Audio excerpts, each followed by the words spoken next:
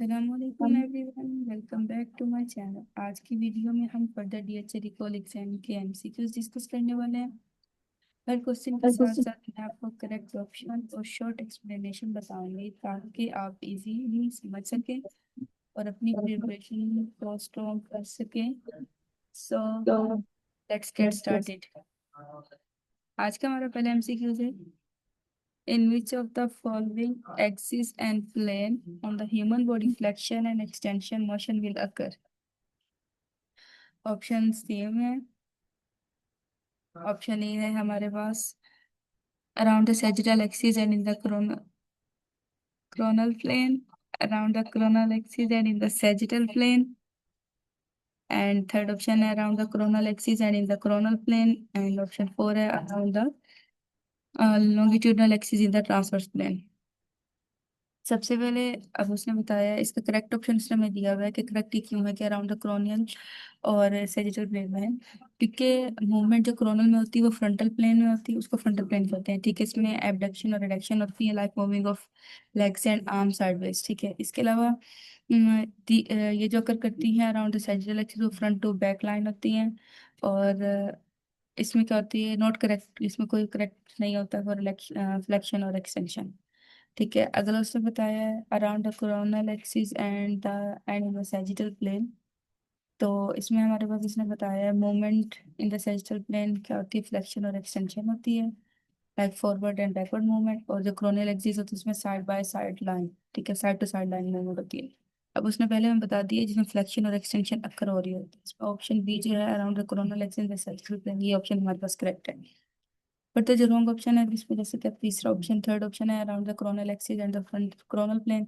इसमें मोशन में क्या होगा, कोरोनल प्लेन होगा, एक्सिस क्या होगा, सैजिटल, मस्ट भी सैजिटल होना चाहिए, नॉट कोरोनल। तो ये पेयरिंग क्या है, एनाटॉमिकली इनकरेक्ट है। इसके अलावा around the longitudinal axis and the transfer plane, इसमें क्या होगा कि मूवमेंट जो ट्रांसफर प्लेन होती है उसमें रोटेशन हो रही होती है, जैसे pronation supination, internal external rotation of the shoulder.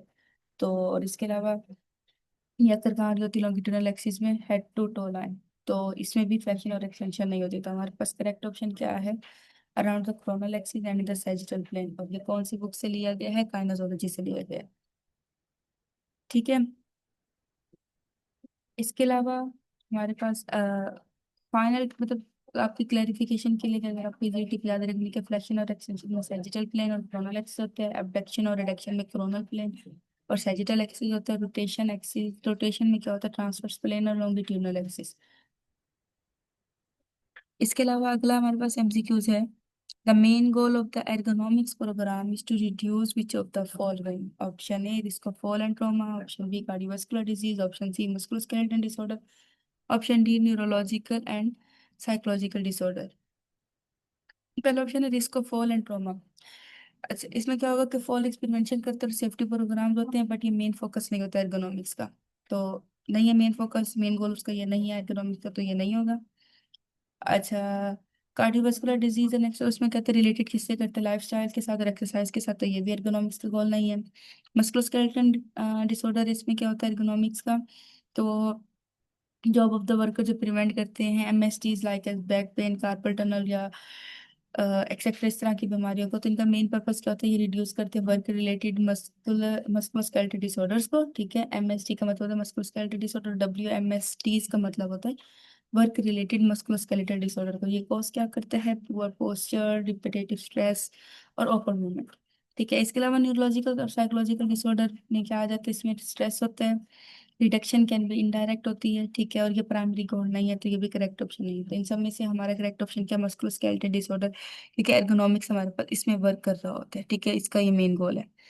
Third option हमारे पास, थर्ड एमसीक्यूज है हमारे पास, hip joint stability depends on which of the following. पहला ऑप्शन है ऑन द बोनी आर्टिकुलेशन। इसमें क्या होता है, हिप जॉइंट जो होता है वो बॉल एंड सॉकेट जॉइंट कहते हैं। इसमें क्या होता है, हेड ऑफ द फीमर और एसिटाबुलम अटैच होता है। इसके अलावा जो डीप एसिटाबुलम होता है वो हमें स्ट्रॉन्ग बोन स्टेबिलिटी देता है, बट जो हिप स्टेबिलिटी होती है वो हम is not only for from bones, वो बोन से नहीं होती, उसमें लिगामेंट्स और मसल्स भी रोल प्ले कर रहे होते हैं। तो ये हमारे पास इनकम्प्लीट है, ये हमारे पास करेक्ट ऑप्शन नहीं है स्टेबिलिटी के लिए।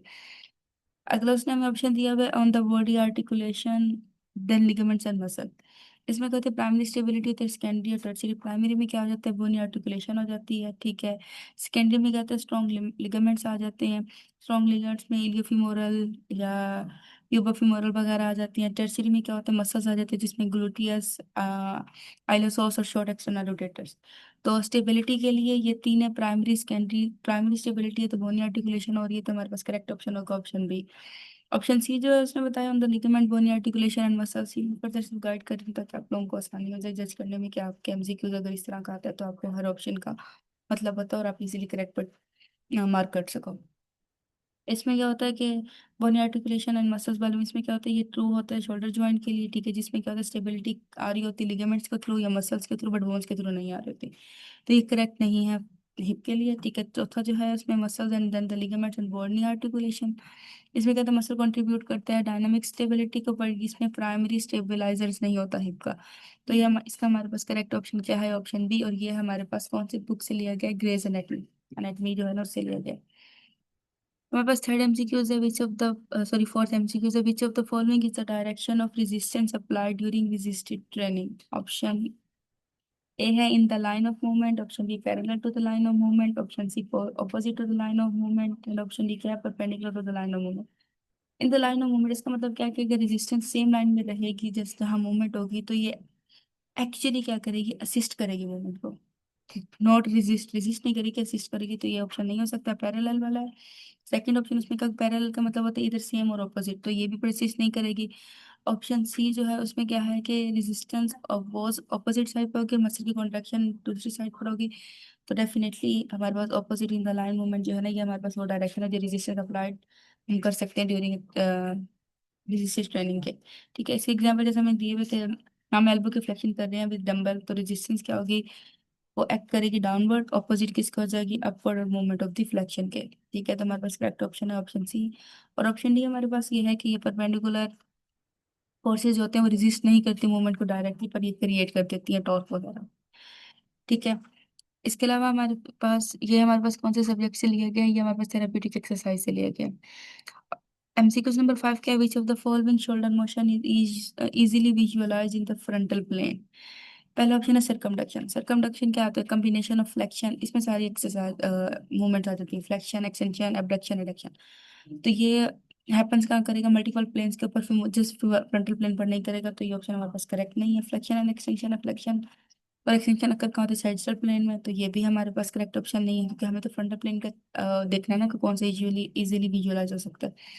अब है एबडक्शन और एडक्शन, तो ये अगर कहाँ होती है, फ्रंटल। फ्रंटल को कोरोनल प्लेन कहते हैं, जिसमें कहते हैं साइड टू साइड मूवमेंट होती है, तो जैसे कि lifting the arm away from the body और ब्रिंगिंग इट बैक। तो ये हमारे पास करेक्ट ऑप्शन है। एक्सटर्नल इंटरनल और रोटेशन है, तो रोटेशन अगर होते ट्रांसफर प्लेन में और अराउंड कहाँ होती है, लॉन्गिट्यूडनल एक्सिस। ये हमने फर्स्ट एमसीक्यूज के अंदर जो हमारा सैजिटल प्लेन वाला था उसमें हमने ऑलरेडी ये सारी चीजें डिस्कस कर ली हैं। तो इसमें हमारे पास करेक्ट ऑप्शन क्या हो जाएगा, ऑप्शन सी, ये हमारे पास काइनेजोलॉजी की बुक से लिया गया। अब एक सिनेरियो बेस्ड क्वेश्चन आया हुआ है, 40-year-old woman with a hip dysfunction is referred to the physical therapy. The physical therapist assessed the patient and found tightness in the gluteus medius muscle. Which of the following is recommended stretch this muscle? ठीक है, इसका option A उसने हमें दिया हुआ है,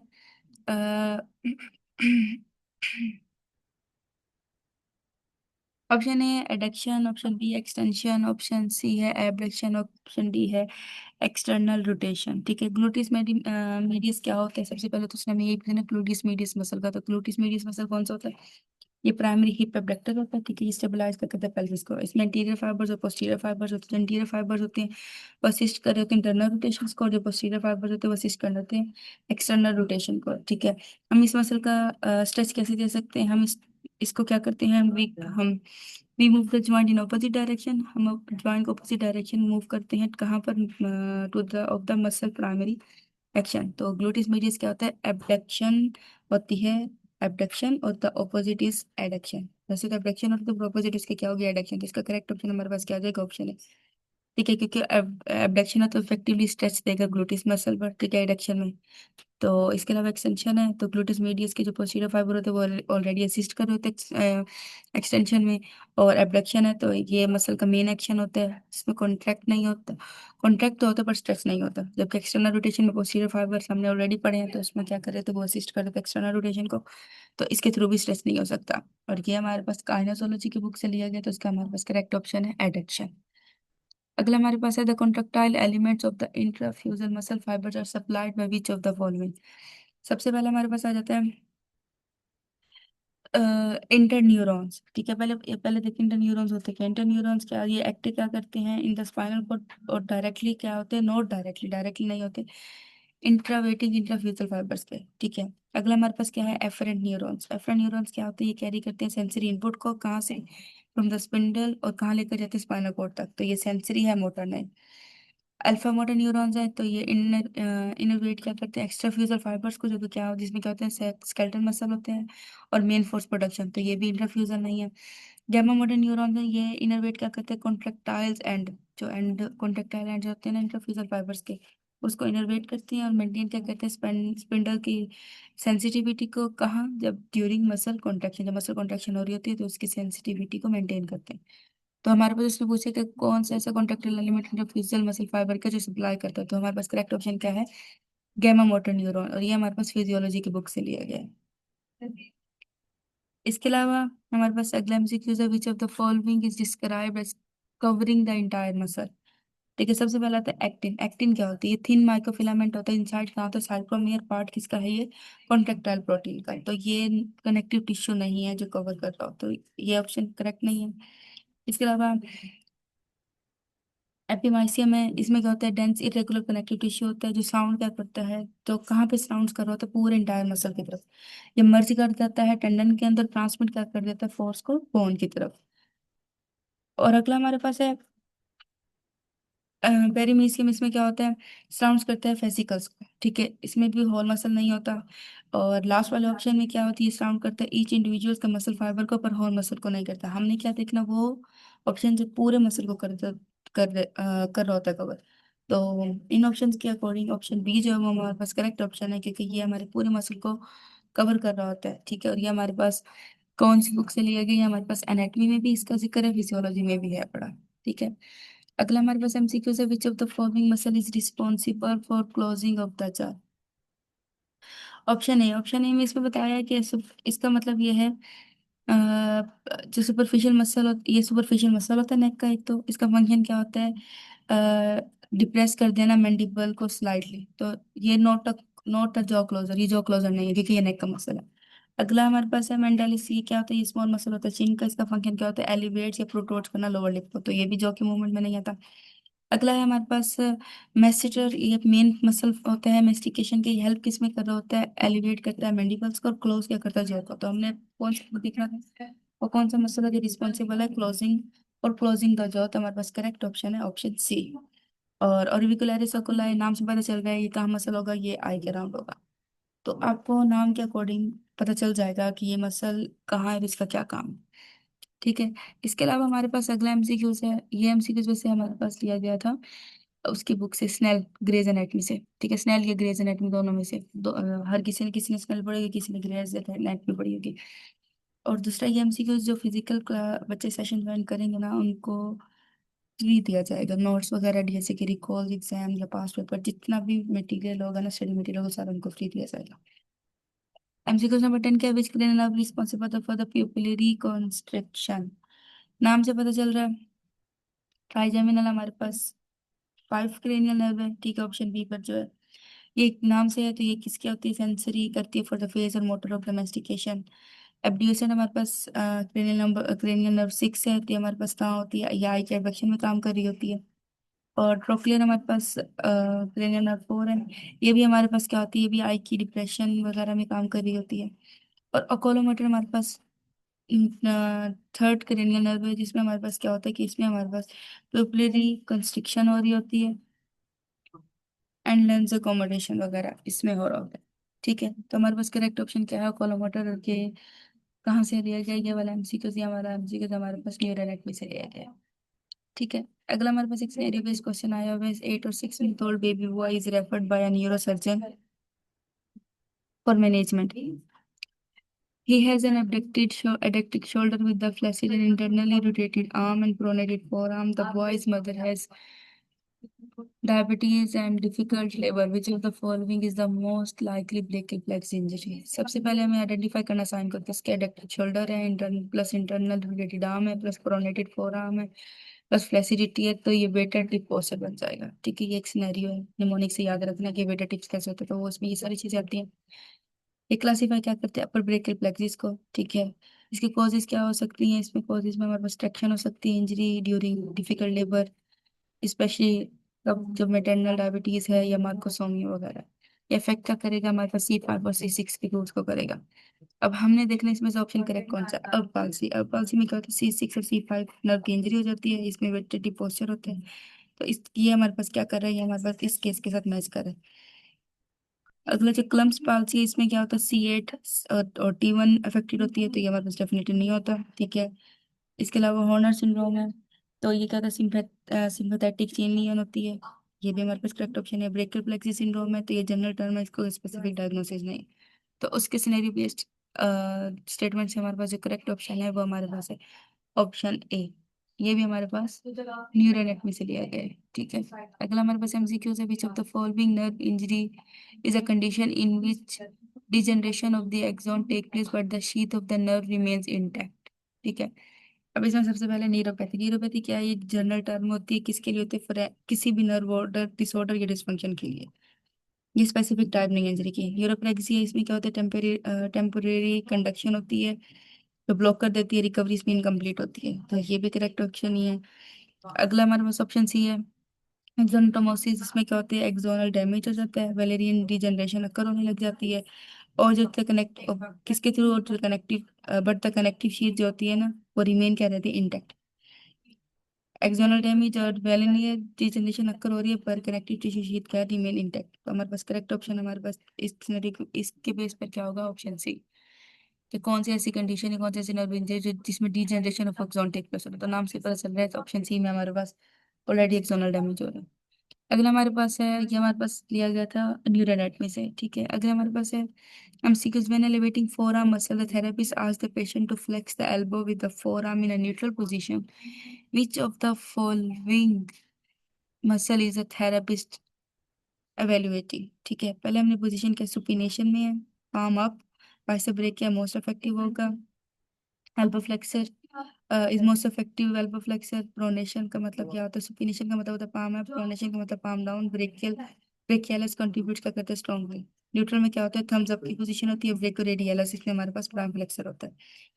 option ए हमारे पास क्या है, small muscle assisting elbow extension इसमें हो रही होती है, बाइसेप्स ब्रेक क्या है, ऑप्शन बी है, इसमें क्या होता है कि ये फ्लेक्स कर रहा होता है एल्बो को, और बेस्ट किसमें, सुपिनेशन में, ब्रेकियोरेडियलिस क्या है, ये मेजर एल्बो फ्लेक्सर है न्यूट्रल पोजीशन में। तो उसने हमारे पास पहले मेंशन करते हैं वो कि कौन से पेशेंट किस में है, फोरआर्म इन न्यूट्रल पोजीशन। तो हमारे पास करेक्ट ऑप्शन क्या है, ऑप्शन सी। और ये हमारे पास काइनोजोलॉजी की बुक से लिया गया है। इसके अलावा हमारे पास एक और सिनेरियो बेस्ड MCQs है इधर। A 56-year-old man present to the clinic after 1 month of right forearm pain. Physical therapist test a muscle that does flexion, pronation, and supination the forearm, and it insert into the distal radius. Which of the following muscle is being assessed in this case? 56-year-old man है, four arm में pen है, tested muscle उसका dust मतलब की है, कौन से flexion होती है फोर आर्म की, असिस्ट क्या करता है, प्रोनेशन और सुपिनेशन को, इंसर्शन उसमें क्या हो रही है, डिस्टल रेडियस की। पहला ऑप्शन है ब्रेक कैलस, ये क्या है, स्ट्रॉन्ग एल्बो फ्लेक्सर है, तो इसमें इंसर्ट होता है, किसके ऊपर होता है, ये अल्नर ट्यूबरोसिटी पर होता है, पर रेडियस पर नहीं होता, तो ये हमारे पास करेक्ट ऑप्शन नहीं है। अगला है बाइसेप्स ब्रेक के, इसमें क्या होता है, एल्बो फ्लेक्स होती है, पावरफुल सुपिनेटर है। ठीक है, इसमें भी इंसर्ट होता है रेडियल टू ग्लोस्टिक पर, बट डिस्टल नहीं है, तो ये भी करेक्ट ऑप्शन नहीं है। थर्ड ऑप्शन है ट्राइसेप्स ब्रेक है, इसमें प्राइमरी एल्बो एक्सटेंसर्स होते हैं, और ये इंसर्ट कहाँ होती है, ओलिकेरानल और फैलना ऑफ अल्ना पे, ये भी करेक्ट ऑप्शन नहीं है। लास्ट ऑप्शन हमारे पास है ब्रेकोरेडियलिस। इसमें क्या होता है, ये फ्लेक्स करता है एल्बो को, और स्पेशली किसमें होता है, न्यूट्रल पोजीशन में। असिस्ट क्या करता है, फ्रॉम ब्रिंग असिस्ट में करता है क्या, फोर आर्म पोजीशन में ले जाते हैं कहाँ से, सुपिनेशन और प्रोनेशन पे, और इंजर्ट कहाँ होते हैं, lateral surface of the distal radius. तो उसका हमें ऑलरेडी बता दिया कि इंजर्ट कहाँ हो रहा है, डिस्टल रेडियस, तो नाम से ही पता चला डिस्टल रेडियस। तो हमारे पास करेक्ट ऑप्शन क्या है, ब्रेको रेडियस, क्योंकि ब्रेको रेडियस एक निमोनिक मतलब रिकॉल के लिए बता रहे हो, ब्रेको रेडियस में लेटरल सरफेस पर इंसर्ट होता है, ठीक है, डिस्टल रेडियस के। जबकि ट्राइसेप्स में हमारे पास इंसर्ट होता है ओलिकुलर कलना पे, बाइसेप में हमारे पास इंसर्ट होता है रेडियल ट्यूबरोसिटी पर, और ब्रेकियालिस में हमारे पास इंसर्ट कहाँ हो रहा होता है, अल्नर ट्यूबरोसिटी पर। तो हमारे पास करेक्ट ऑप्शन है ऑप्शन डी, और ये हमारे पास एनाटॉमी की बुक से लिया गया है। अगला MCQ is a scenario based 22-year-old patient with a weak shoulder flexor. The physical therapist decided to give him some exercise to strengthen the shoulder flexor muscle in standing. Which of the following plane of the motion is the most appropriate to do these exercises? ये जो plane वाले MCQs हैं ये हमने ऊपर पहले already तो discuss कर लिए, तो उनकी एक्सप्लेनेशन की जरूरत नहीं है। तो इसका करेक्ट ऑप्शन क्या है, सैजिटल प्लेन।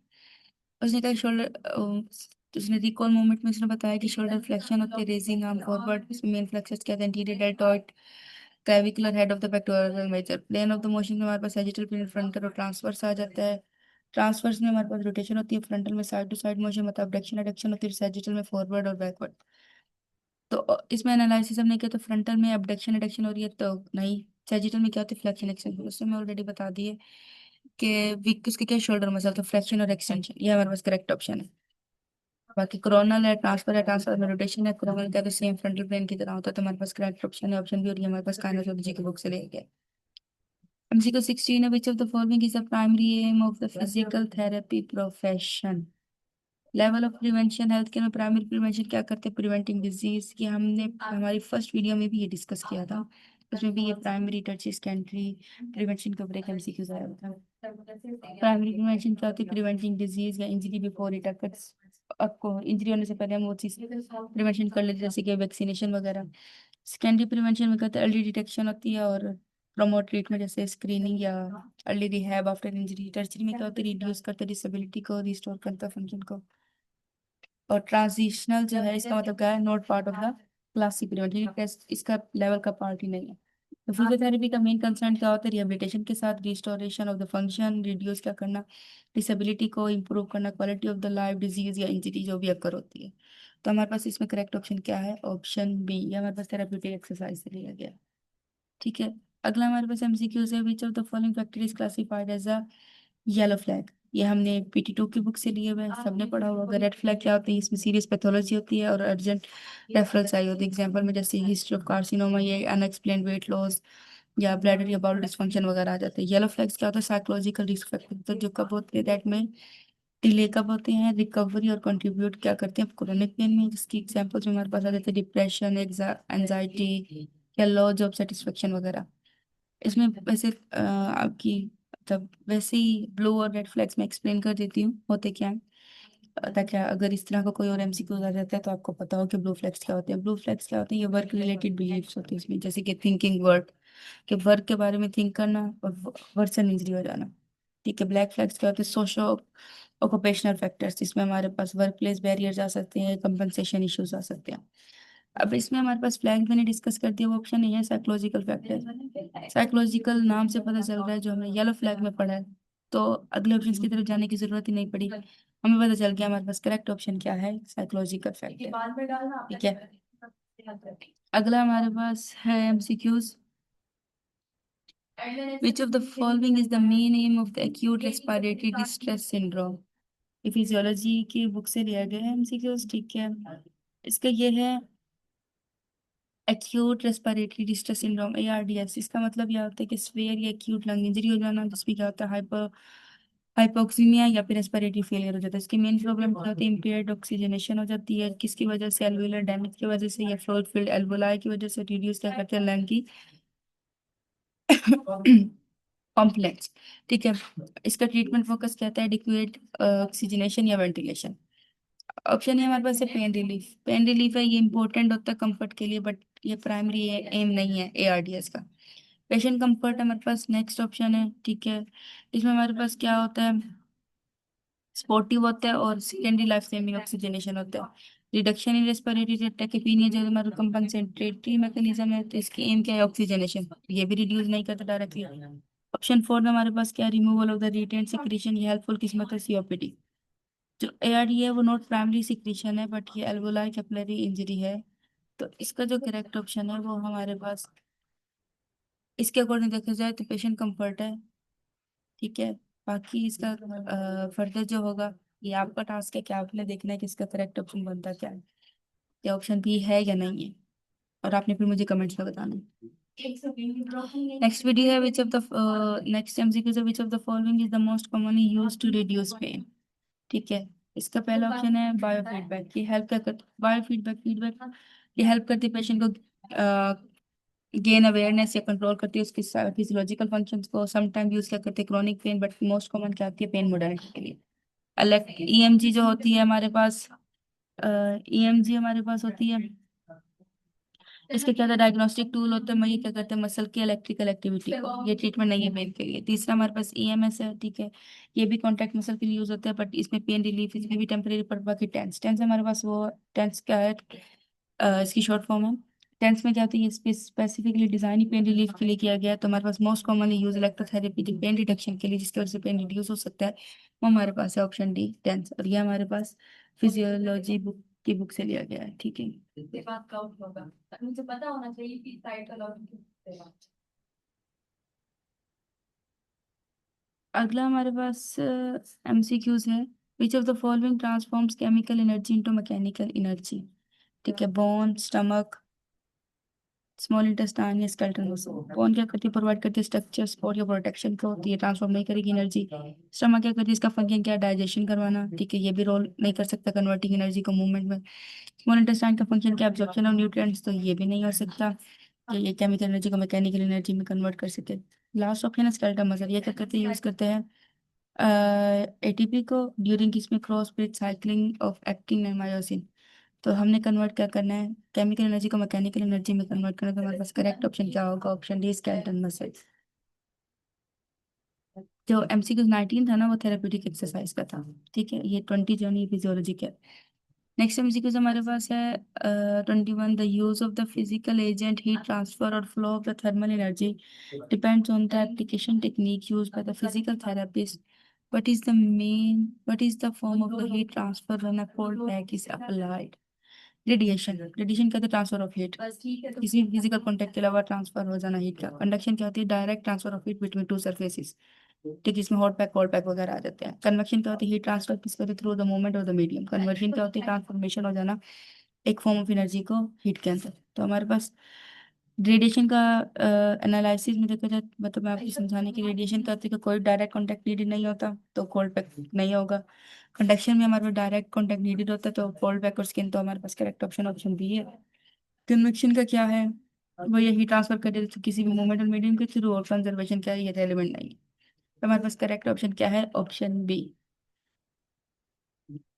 ठीक है, अगला हमारे पास है MCQ number 20. Which of the following is the ideal temperature in degree centigrade for the hydrocollector to avoid the burn? Hydrocollator unit क्या होती है, मेंटेन क्या करता है हॉट पैक्स को, और किसके लिए, at the safe therapeutic range. इसका टेम्परेचर कितना है, आइडियल टेम्परेचर इसका है 71 to 79। ठीक है, और this is hot enough for the therapeutic effect, but safe कितना होता है 6 to 8 over layers to avoid burns. 6 से 8 बबल्स के लेयर्स रखने तब हाइड्रोकोलेटर लगाना ताकि बर्न्स ना बने। पहला ऑप्शन उसने मैं बता दिया 40 to 49, तो टू लो, बहुत कम है।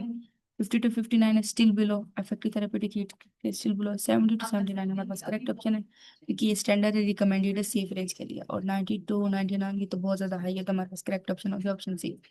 अगला हमारे पास उसने सिनेरियो बेसिक एमसीक्यूज दिया हुआ है कि after 48-year-old patient with the pelvic floor muscle weakness treated by physical therapy agent to increase muscle power, which of the following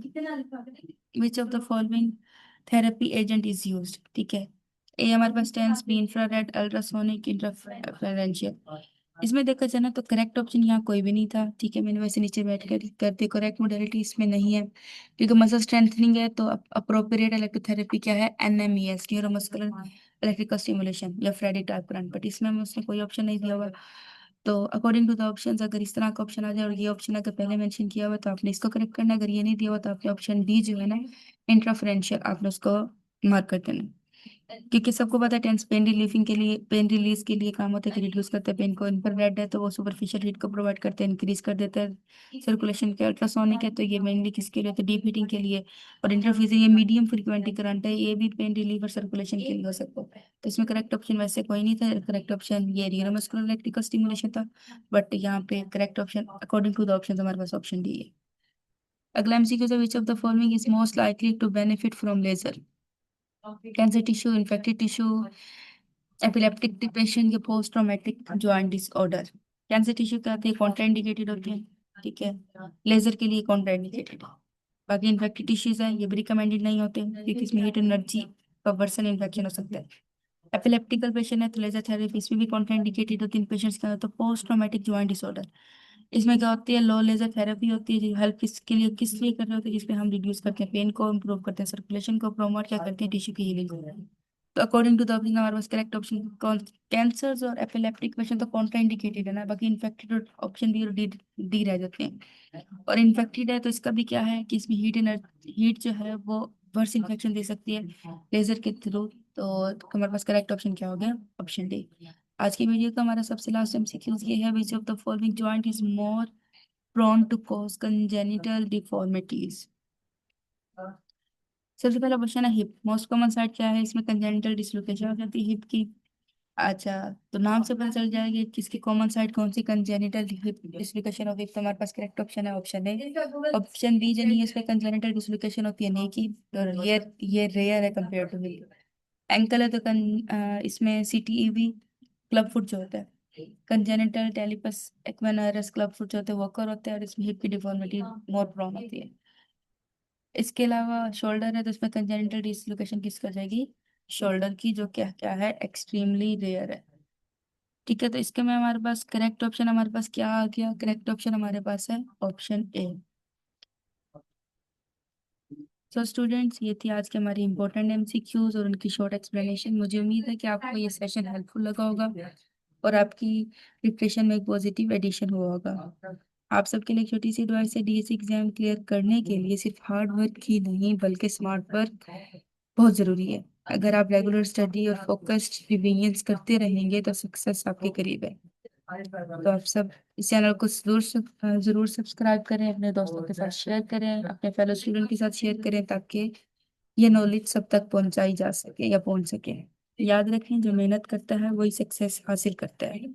stay confident, stay motivated, और मिलते हैं नेक्स्ट वीडियो में with more DHA recall exams MCQs. अल्लाह हाफिज। जल्दी करें जल्दी, ये दोनों अक्सर जल्दी,